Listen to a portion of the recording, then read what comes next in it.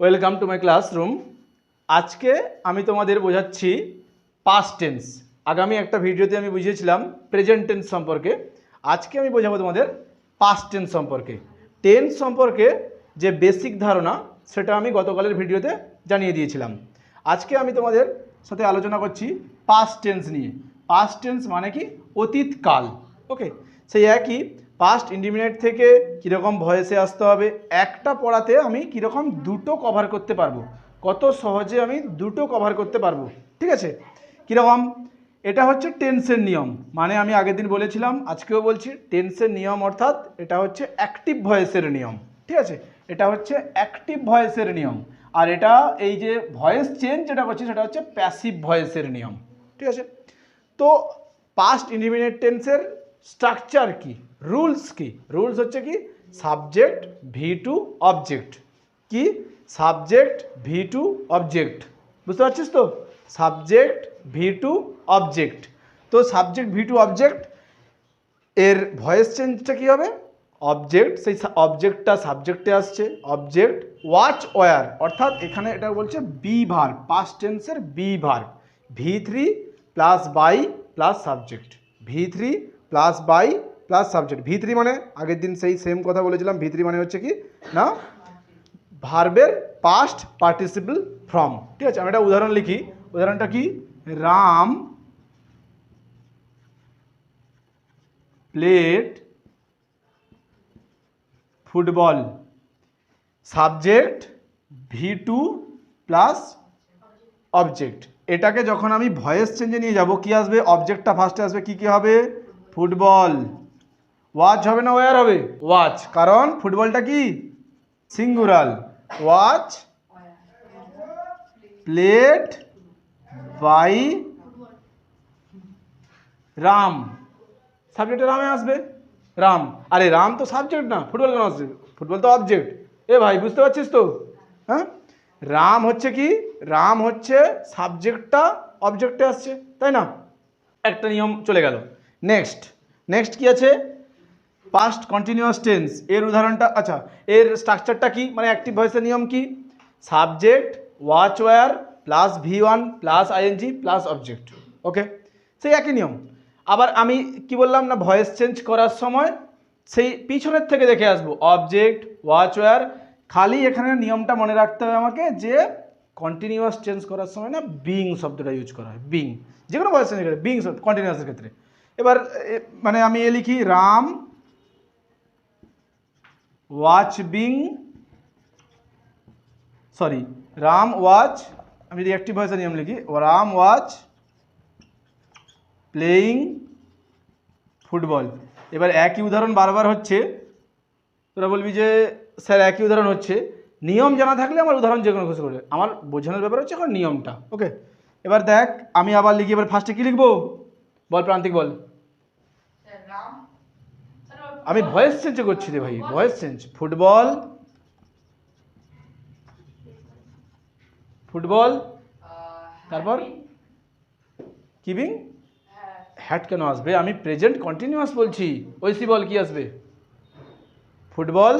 Ankita watch being. সেই যে নিয়মটা আছে সেখানে দেখ, ওই যে এইটা করাচ্ছি আমি এখন, ওইটা করাচ্ছি। Was being play by Ram. একই জিনিস প্রেজেন্ট টেন্সেও বুঝালাম না? বুঝা যাচ্ছি তো রিয়া? বুঝতে পারছিস? নেক্সট হচ্ছে কি past perfect tense. Past perfect টেন্সের স্ট্রাকচার কি, মানে নিয়ম কি, অ্যাক্টিভ ভয়েসের নিয়ম কি? Subject plus had plus V three plus object. এইখানটায় প্রেজেন্ট পারফেক্ট টেন্সের সাথে পাস্ট পারফেক্ট টেন্সের তফাৎ কি? তফাৎ হচ্ছে একটাই, প্রেজেন্ট পারফেক্ট টেন্সের হ্যাজ হ্যাড ব্যবহার করা হয়, এখানে হ্যাড ব্যবহার করা হয়।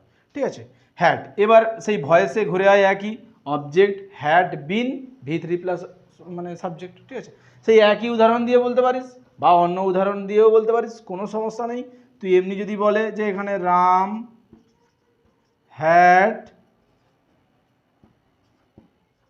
finished this work, এবার এটার ভয়েস চেঞ্জ কি হবে বল অঙ্কিতা বল। দিস ওয়ার্ক, হ্যাড বিনটা বল, অয়ন হ্যাড বিনটা তো বলছিস না, had been finished by Ram, এটা আলাদা উদাহরণ হয়ে গেল, ঠিক আছে না, বুঝে গেল ওইসি, বুঝতে পেরেছিস তো? Ram had finished this work had been finished by Ram, clear? এবার পাস্ট পারফেক্ট কন্টিনিউয়াস টেন্স সম্পর্কে আমি বলি।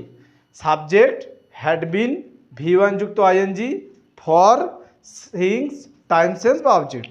মানে আমার পাস্ট পারফেক্ট কন্টিনিউয়াস টেন্সের একটাই কথা হচ্ছে যে অবজেক্টের জায়গায় টাইম সেন্স থাকবে, ঠিক আছে? আমি যদি বলি যে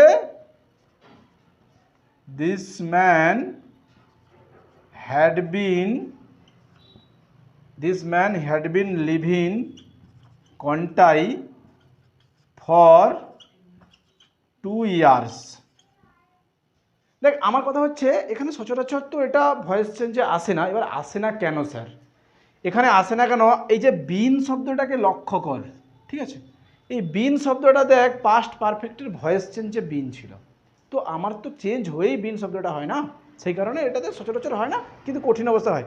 এবার ভয়েস চেঞ্জের আরও দুটো জিনিস আছে, আমি আগের দিন আর দুটো ভয়েস চেঞ্জ শিখিয়ে মোটামুটি এটা শেষ করে ন্যারেশনে যাব।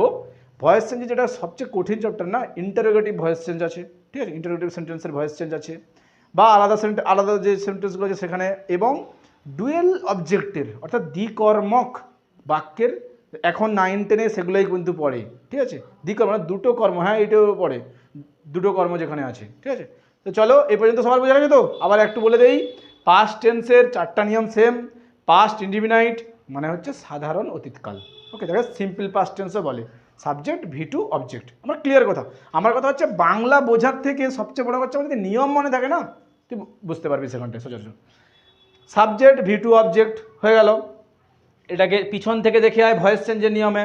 অবজেক্ট খালি বি ভার, ওয়াচ ওয়ার তো পাস্ট টেন্সের বি ভার, ওয়াচ হচ্ছে সিঙ্গুলারে ব্যবহার করা হয়, ওয়ার প্লুরালে ব্যবহার করা হয়, ব্যাস। এবার was were V3 by subject, আর কিছু না, সেই একই নিয়ম। কিন্তু পাস্ট কন্টিনিউয়াস টেন্সের বল 5-এর শুধু কন্টিনিউয়াস টেন্সের নিয়ম মানে টেন্সের নিয়মগুলো তোরা একটু খেয়াল রাখবি। Subject was were V1 ING object, ING V1 এর সাথে যুক্ত আছে মানে কি হবে? Continuous tense. এবার দেখতে হবে ওয়াচ ওয়ার আছে না অ্যামেজার আছে, অ্যামেজার থাকলে present continuous tense, was were থাকলে পাস্ট কন্টিনিউয়াস টেন্স। ওই past perfect tense had, past perfect টেন্সের নিয়ম হচ্ছে হ্যাড দেখা মানে হচ্ছে পাস্ট পারফেক্ট টেন্স, হ্যাভ দেখা মানে প্রেজেন্ট পারফেক্ট টেন্স। আমি কীরকম ধরতে পারবো? এটা হচ্ছে ঘটমান অতীতকাল, এটা পুরাগঠিত অতীতকাল, এটা পুরাগঠিত ঘটমান অতীতকাল, এটা বাংলায় বলছি আমি। আমার বাংলা জানার দরকার নেই, আমি বাংলা জানার দরকার নেই, এই জোর দিয়ে বলছি যে আমার নিয়মটা জানা দরকার, নিয়মটা দেখলে আমি সেন্টেন্সটা করতে পারবো। ওকে, সবাই বুঝতে পেরেছিস তো? চলো।